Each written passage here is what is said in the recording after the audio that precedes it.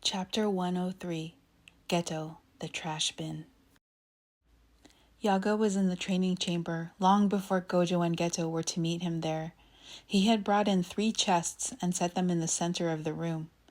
Each chest contained a curse, ranging from level 4 up to level 2. Yaga wasn't sure if they would be working up to level 2 in this session, but it was there just in case. Gojo and Geto had no idea that the higher-ups had been putting more and more stress on Yaga to get the 2 sorcerers back out in the field. Yaga had been called to their offices several times over the past few weeks. Gojo hadn't been on assignment since he was put in charge of Geto's recovery and training. Other students had been filling in for his absence, and on occasion, faculty also stepped in. Yaga was diplomatic enough to explain away the length of Geto's recovery and training. There had been no unusual curse uprisings that warranted the higher-ups' pressure for Gojo and Geto to return. Yaga often left his meetings at Jujutsu headquarters a little angry at their rush to put them back in harm's way. He heard footsteps and voices approaching the entrance to the chamber, and he walked across the tatami mats in his socked feet. Gojo and Geto entered, engrossed in conversation. They shut the doors behind them, automatically shedding their shoes and hanging their jackets up, oblivious to Yaga. Their soft banter only ended when they approached the chest that Yaga set up. "No bee curse today?" Geto asked Yaga. "Not today." Yaga stood next to the chest with a grade 4 curse. Grade 4s had a very low threat level, being capable of causing small bites and scratches and launching weak physical attacks or causing illusions and noises. The curse was found at an abandoned home where a gardener lived.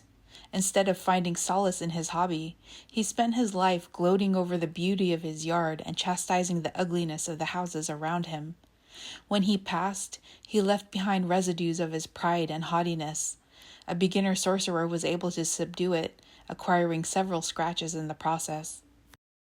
"Geto, today's task is specific to your ability. I want you to subvert the curse. Compress it. The only thing I don't want you to do is absorb it. I want you to stop right before you would consume it." Geto's gaze dropped when he heard the word consume. He was ashamed that his mouth watered at the thought. Gojo's expression went dark and his stomach clenched when he heard the instructions. This was too much. He knew this time would come, and now they'd have to face dealing with Geto's curse technique. "I'll take the curse from you before it unravels," Yaga continued with his instructions. Gojo stepped forward, his voice low. "I'll do it. I'll take it from him."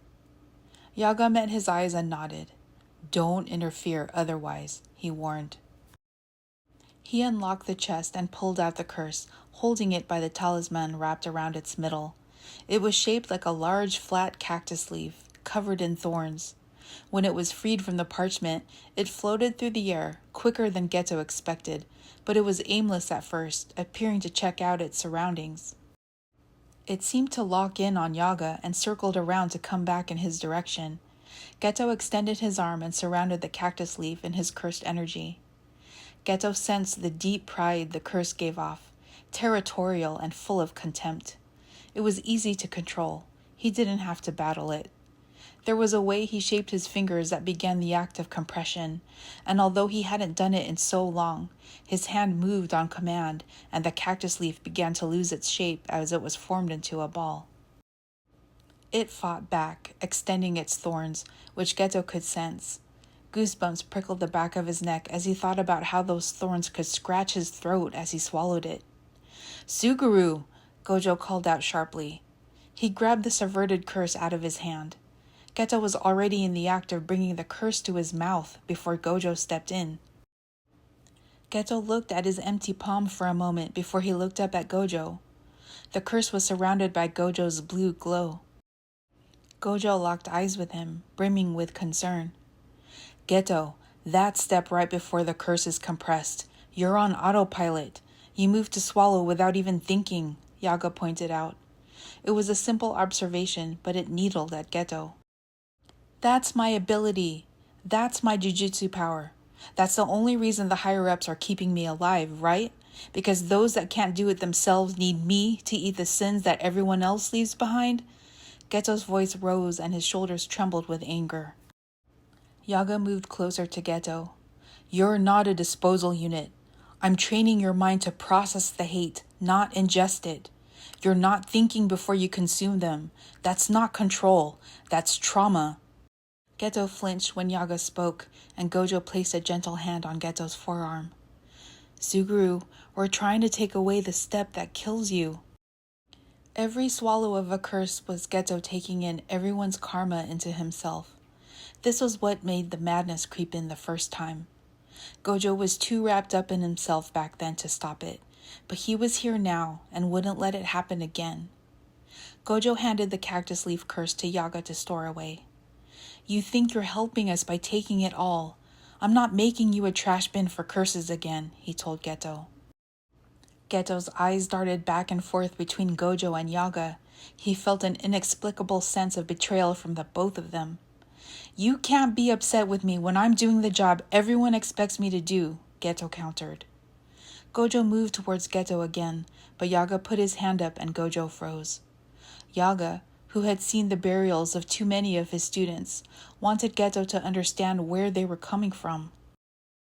If swallowing is the only way you know how to exist, then you haven't recovered. You're just replaying the suicide you chose. The room fell silent. Gojo's breath hitched in his throat and he glanced at Geto. Geto's mouth parted, but there was no sound. A faint tremor ran through his fingers, the kind that came before tears, not rage. He curled his hands into fists to hide it. You think that was a choice? He asked softly before he turned to walk off the mats. He shoved his feet in his shoes and grabbed his backpack and jacket while the two other men stared after him. Geto left the training chamber. You went too far, Gojo told Yaga angrily before grabbing his own things and chasing after Geto. Gojo caught up with him. Geto's eyes were red, his lips pale. His breathing was labored as he stomped towards the dorm. He was gripping the strap of the backpack hanging over his shoulder with white knuckles. Gojo silently walked beside him, feeling Geto's cursed energy heavy and tinged with anger. Back in their room, Geto kicked his shoes off and dropped his things on the floor. He retreated to his bed and curled into a ball with his back towards Gojo. I don't know what I'm here for. Geto's small voice trailed away, and he curled tighter into himself, holding his hands over his ears, shutting Gojo out. Gojo tossed his glasses on the desk and sat at the edge of his bed, grabbing Choco Cat and burying his face into the stuffed animal. Suguru, maybe this is a sign you don't need to be a sorcerer. In the vision, you were smiling. We were together. We had babies. Maybe that vision was from our future together. Maybe that's what you're here for, to triumph over the ugliness of the world and show them something beautiful.